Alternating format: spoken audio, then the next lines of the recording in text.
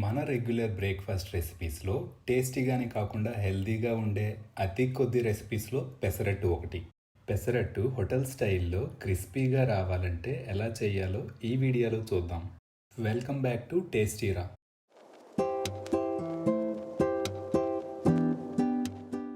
ఒక కప్పు పెసలను ముందు రోజు రాత్రి నానబెట్టుకోవాలి. అలాగే 2 టేబుల్ స్పూన్ల రైస్ని కూడా కనీసం 2 గంటల ముందు నానబెట్టుకోవాలి.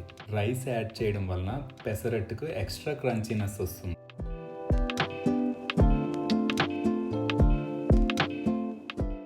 మార్నింగ్ మిక్సర్ జార్లో నానబెట్టిన పెసలు, బియ్యం, 2 లేదా 3 పచ్చిమిర్చి, 1 ఇంచు అల్లం, 1 టీ స్పూన్ జీలకర్ర వేసి కొద్దిగా నీళ్లు యాడ్ చేసుకుంటూ మెత్తగా గ్రైండ్ చేసుకోవాలి. రుచికి సరిపడా ఉప్పు వేసుకొని బాగా కలుపుకోవాలి. బ్యాటర్ ఇలా ఫ్లోయింగ్ కన్సిస్టెన్సీ ఉండేలా చూసుకోవాలి. బ్యాటర్ రెడీ అండి, ఇంకా పెసరట్టు వేసేసుకోవడమే. పెనం వేడెక్కినాక పెసరట్టు ఇలా నెమ్మదిగా స్ప్రెడ్ చేసుకొని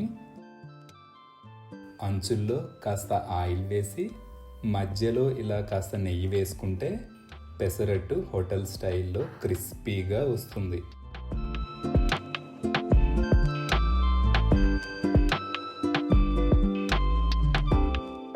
చూడండి పెసరట్టు ఎలా రోస్ట్ అయిందో.